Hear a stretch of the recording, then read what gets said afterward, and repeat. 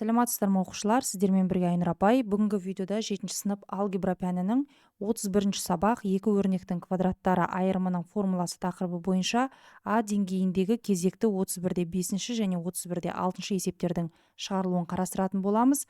Осы видеоға лайк басып, каналға тіркеліп және қоңыраушаны басуды ұмытпаңыздар. Сонымен қатар осы видеоны достарыңызға жіберіңіздер. Және тағы да бір өтініш, бұл видеоны есептерді көшіру мақсатында емес, есептердің шығарылу жолын түсіну мақсатында қарауларыңызды сұраймын. Сонымен есебімізді бастайық. 31-де 5 есеп а квадрат минус б квадрат ол тең а минус б бірінші жақшада көбейтілген а плюс б формуласының көмегімен есеп теңдерде берілген. Яғни, мына берілген өрнектерді біз қазір екі жақшаның көбейтіндісі түрінде жіктеуіміз қажет. Формула мына жерде жазылған, осы формуланы қолданамыз. Олай болса, біріншісінен бастайық. Біріншісі 13-тің квадраты азайту 9-дың квадраты.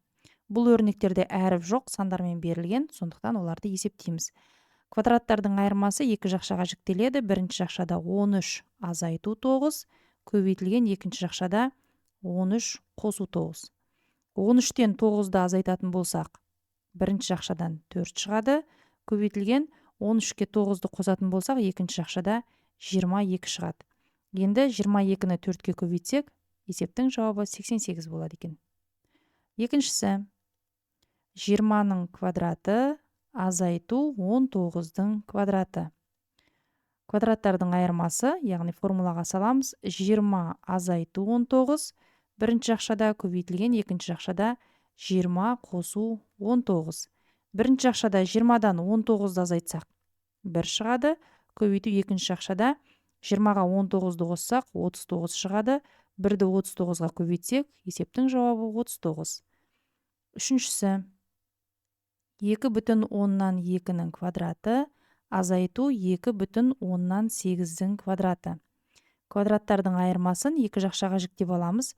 2,2 азайту 2,8 және көбейтілген екінші жақшада 2,2 қосу 2,8.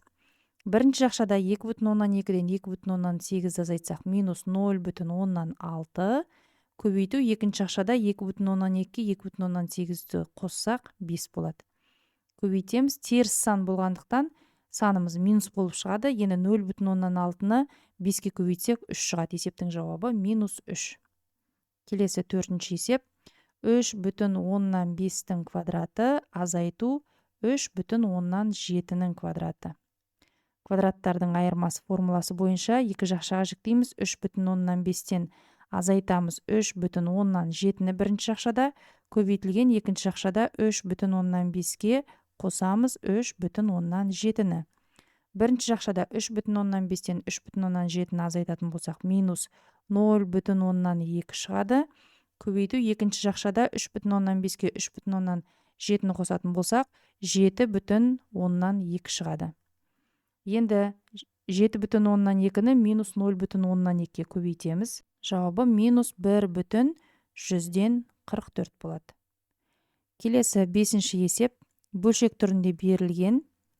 Біріншісі 6-дан 5-тің квадраты азайту 3-тен 2-нің квадраты. Квадраттардың айырмасы түрінде берілгендіктен қысқаша көбейту формуласын қолданамыз. Бірінші жақшада 6-дан 5-тен азайтамыз 3-тен 2-ні, көбейтілген екінші жақшада 6-дан 5-ке қосамыз 3-тен 2-ні. Енді бұл жерде бөлшектерді бір-бірінен азайтамыз және бір-біріне қосамыз. Бөлшектерді бір-бірінен азайту үшін ортақ бөлімге келтіруіміз керек. 6 мен 3 екеуінің ортақ бөлімі 6 болады. Бірінші бөлшекке 1-ден, екінші бөлшекке 2-ден береміз. Сонда бірінші жақшада бөлімінде 6 болады, алымында 1-ді 5-ке көбейтсек 5, былай жазайық, 5 азайту 2-ні 2-ге көбейтсек 4. Көбейтілген екіншісінде де бізде бөлшек шығады, бөлшек сызығын сызып қояйық. Ортақ бөлімі 6, бірінші бөлшекке 1-ден, екінші бөлшекке 2-ден береміз. Енді көбейтейік, бөлімінде 6 болады, алымында 5 қосу 2-ні 2-ге көбейтсек 4. Сонда бірінші бөлшекте 6-дан 1 көбейту, екінші бөлшек 6-дан 9. Енді бұл жерде қысқарту амалдарын жүргізуге болады. 6 мен 9 қысқартылады, екеуі де 3-ке бөлінеді. 6-ның орнында 2 қалады, 9-ның орнында 3 қалады. Тағы да мына 6 мен 3 қысқартылады.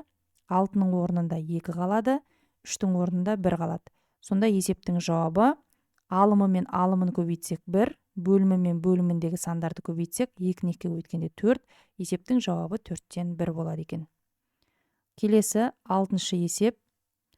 9-дан 7-нің квадраты азайту. Азайтқышымыз ол да бөлшек түрінде берілген. 6-дан 1-дің квадраты. Квадраттардың айырмасы болғандықтан екі жақшаға жіктейміз. Яғни 9-дан 7 азайту 6-дан 1 бірінші жақшада, көбейтілген екінші жақшада 9-дан 7 қосу 6-дан 1. Тағы да бұл бөлшектерді ортақ бөлімге келтіреміз. Ортақ көбейткіші ол 18.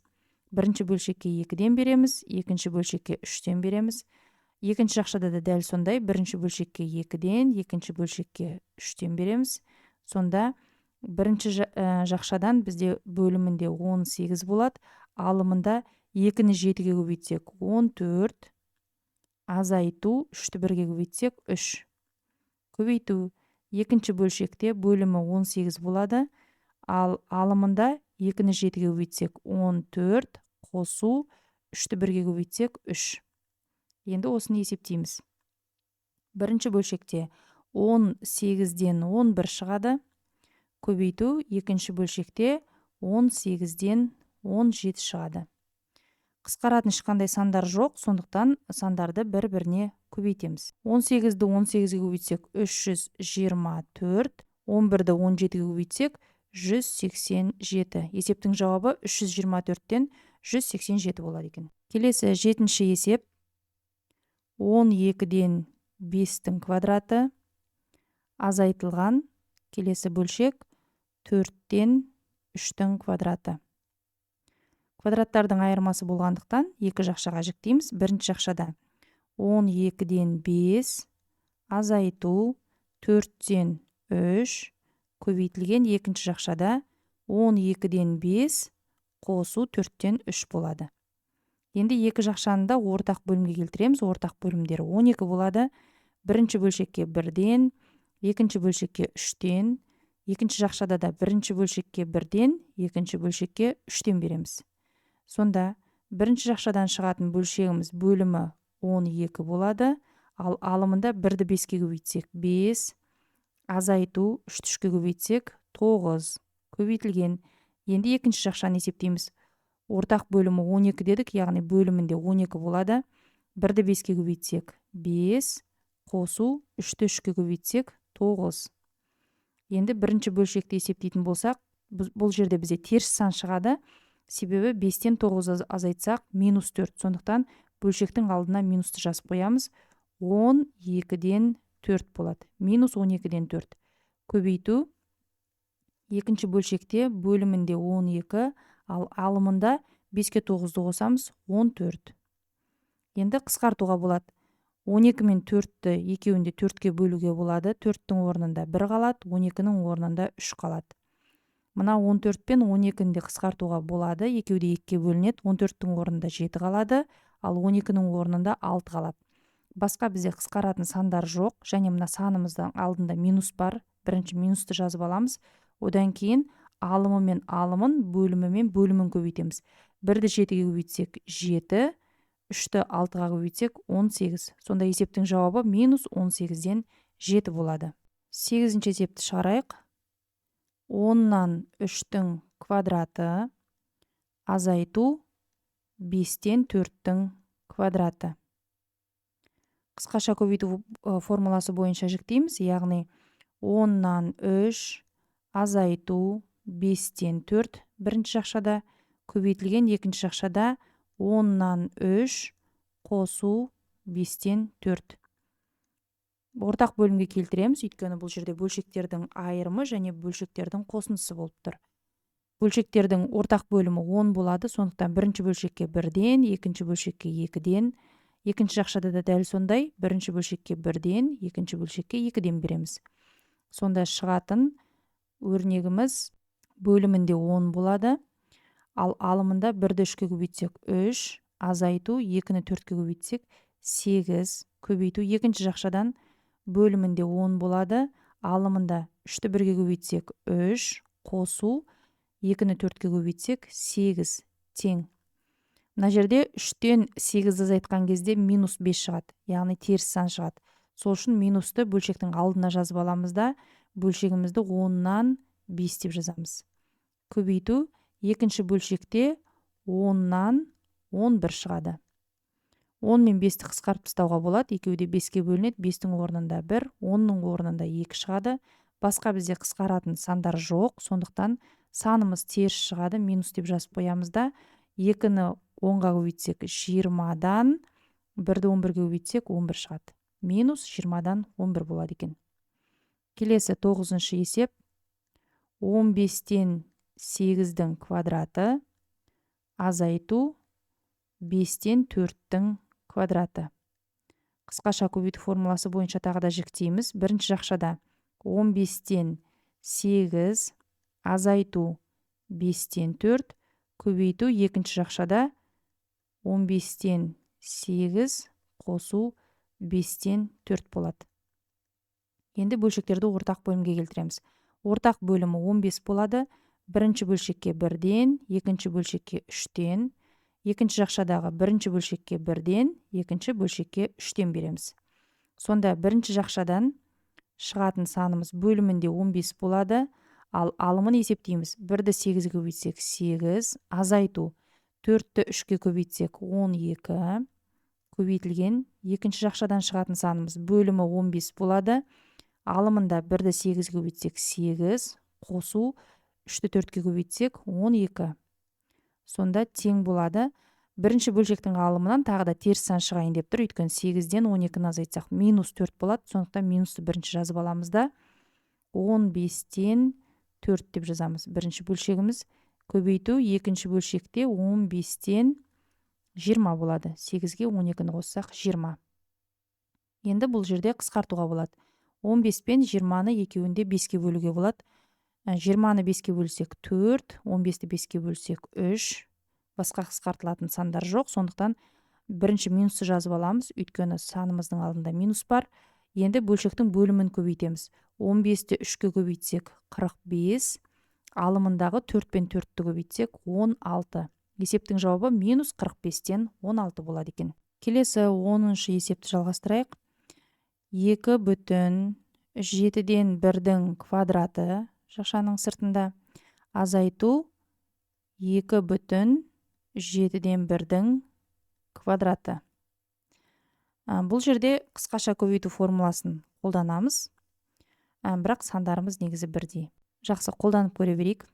2,7-ден 1 азайту 2,7-ден 1 болады бірінші жақшада.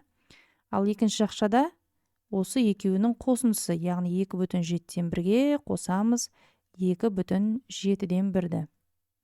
Бірінші жақшада 0 шығады, өйткені бірдей сандар бір-бірінен азайтылып тұр.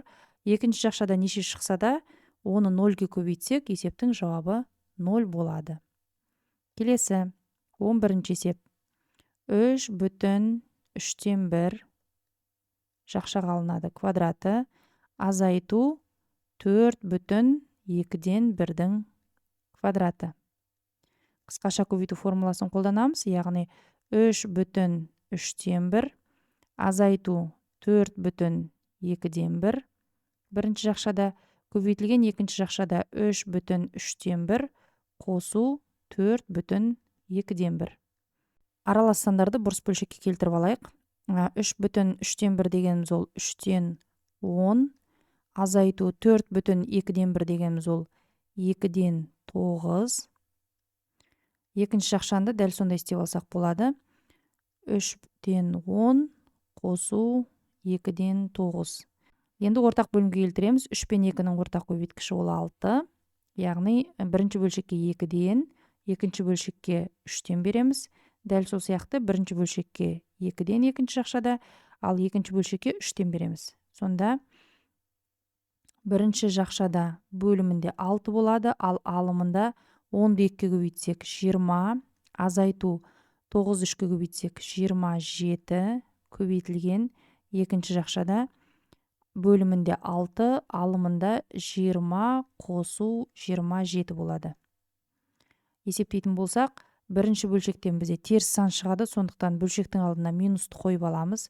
Бөлімінде 6, ал алымында 20-дан 27-ні азайтсақ 7 болады. Көбейту, екінші бөлшек 6-дан 20-ға 27-ні қоссақ 47 болады. Сандар бір-бірімен қысқармайды, сондықтан енді бұларды алымы мен алымын, бөлімі мен бөлімін көбейтеміз. Бөлшектің алдына бірінші минусты қойып аламыз. Бөлімінде 6-ға 6-ны көбейтсек 36 болады. 47-ні 7-ге көбейтсек 329. Бұл бізде бұрыс бөлшек, енді оны аралас санға айналдырамыз. Минус 9,36-дан 5 шығады. Келесі 12-ші есеп. 5,6-тан 1-дің квадраты азайту 7,3-тен 1-дің квадраты. Қысқаша көбейту формуласын қолданып жүктейміз.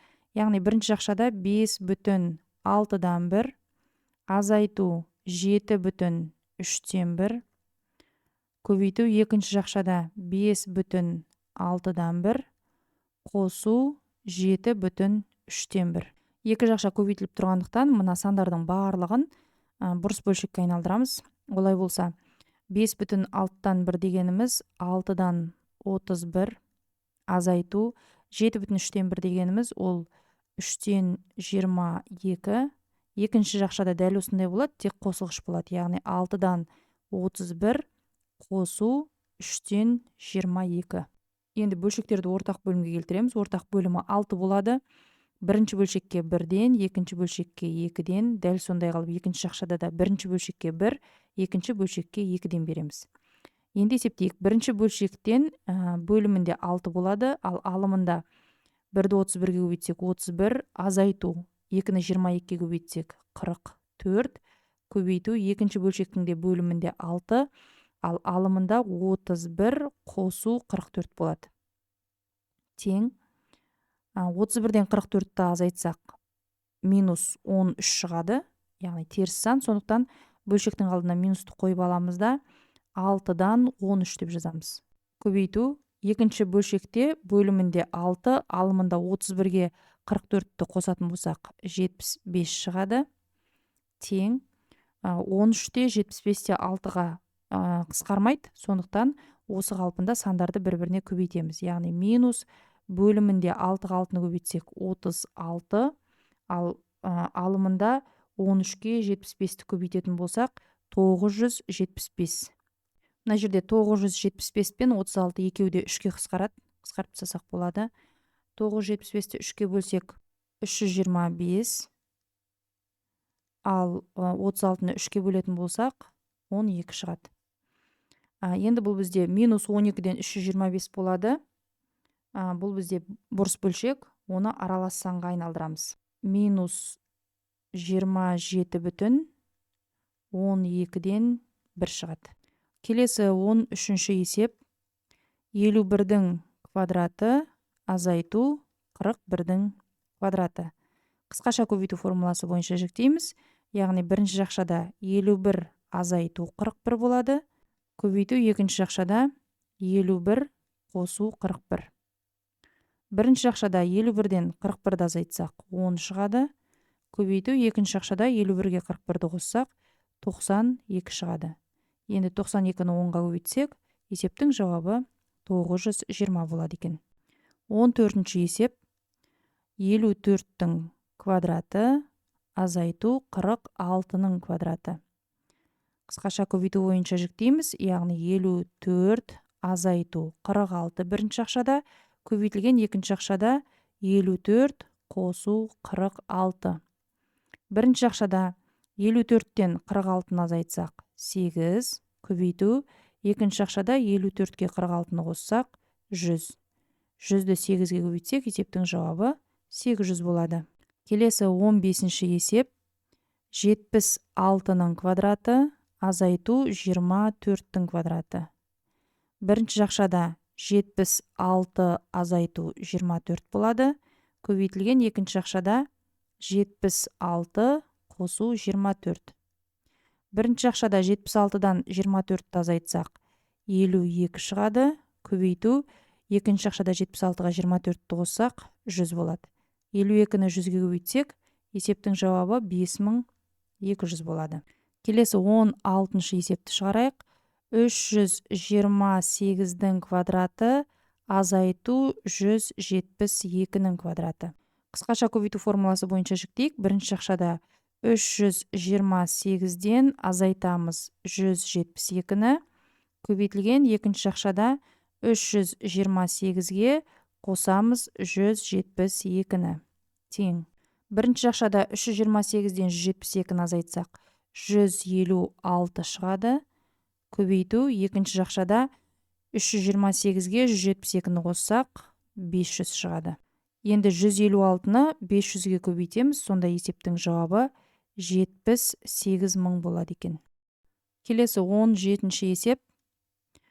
3/3-2-нің квадраты азайту 2/3-1-дің квадраты.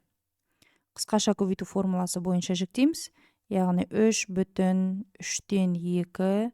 азайту 2/3-1 бірінші жақшада. Екінші жақшада 3/3-2 қосу 2/3-1. Бұл бөлшектерді бір-бірінен азайту үшін сандарды ортақ бөлімге де келтірмейміз және аралас сандарды бұрыс бөлшекке де айналдырмай-ақ есептеуге болады. Себебі 3-тен 2-ні азайтсақ 1 қалады. 3-тен 2-ден 3-тен 1-ді азайтсақ 3-тен 1 қалады. Көбейту екінші жақшада 3-ке 2-ні қоссақ 5 болады. 3-тен 2-ге 3-тен 1-ді қоссақ 3-тен 3 болады. Тең. 1/3-тен 1-ді енді бұрыс бөлшекке айналдырамыз. Ол бізде 3-тен 4 болады. Көбейту мына 5/3-тен 3 дегеніміз 3-тен 3 ол 1 Оны мына 5-ге қоссақ 6 болады. Енді осы жерде 6 мен 3-ті қысқартып тастауға болады. 3-тің орнында 1 қалады, 6-ның орнында 2 қалады. Енді 4-ті 2-ге көбейтіп 1-ге бөлеміз, сонда есептің жауабы 8 шығады. Келесі 18-ші есеп. 7/9-дан 5-дің квадраты азайту 4/9-дан 4-дің квадраты. Қысқаша көбейту формуласы бойынша екі жақшаға жіктеп аламыз. Бірінші 7/9-дан 5 азайту 4/9-дан 4. Бірінші жақшада көбейтілген екінші жақшада 7/9-дан 5 қосу 4/9-дан 4.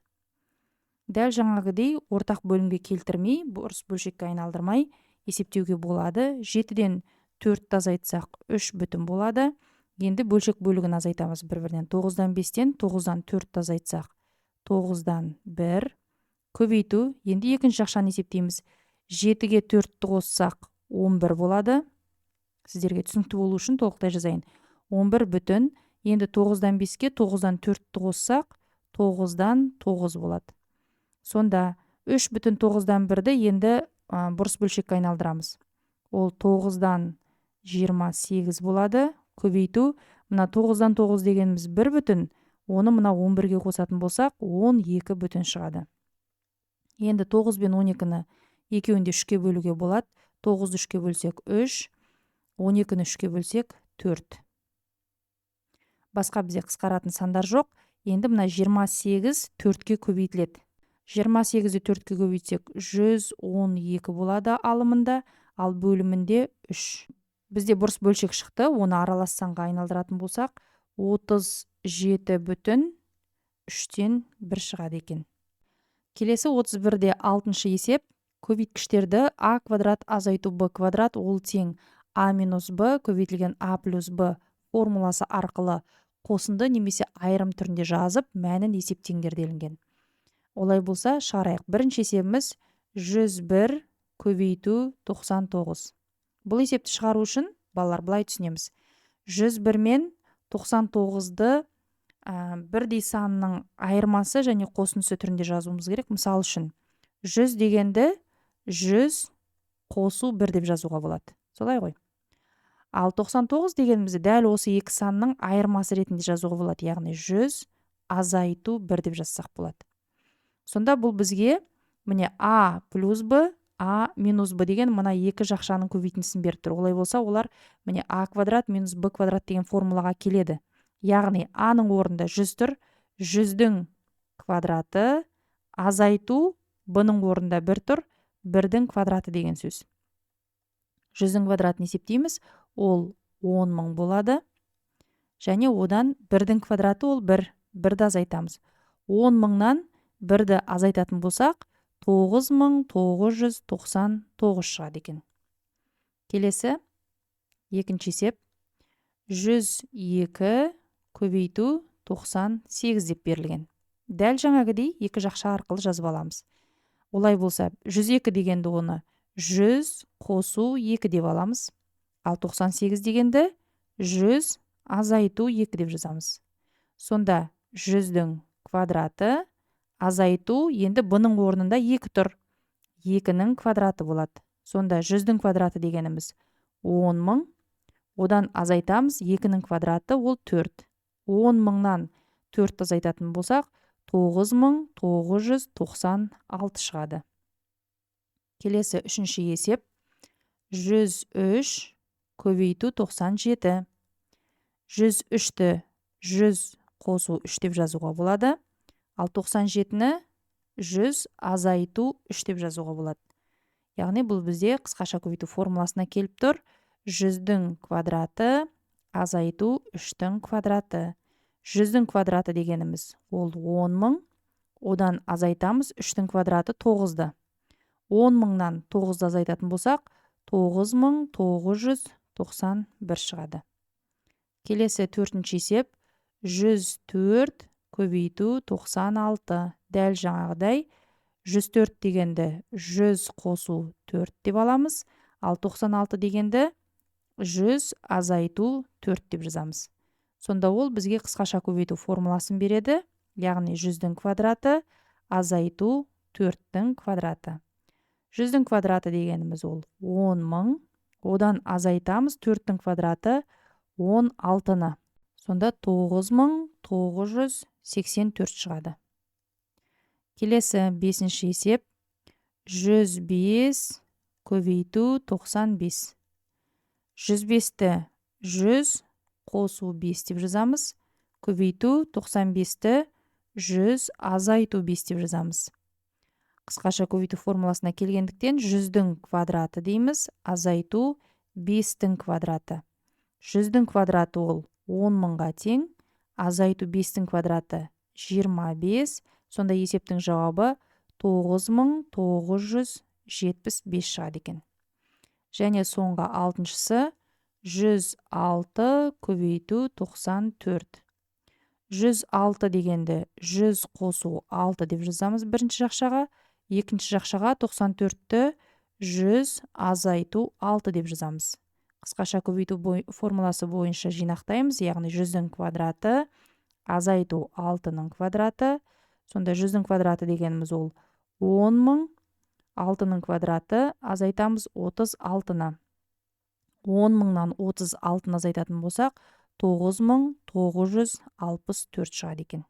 Балалар, осымен бүгінгі қарастыратын есептеріміз аяқталды. Есептердің шығарылу жолы түсінікті болса, видеоға лайк басып, каналға тіркеліп және қоңыраушаны басуды ұмытпаңыздар. Сонымен қатар осы видеоны достарыңызға жіберіңіздер. Ал мен сіздермен келесі видеоға дейін қоштасамын. Сау саламатта болыңыздар. Сіздермен бірге болған Айнұр апай, оңай математика каналы.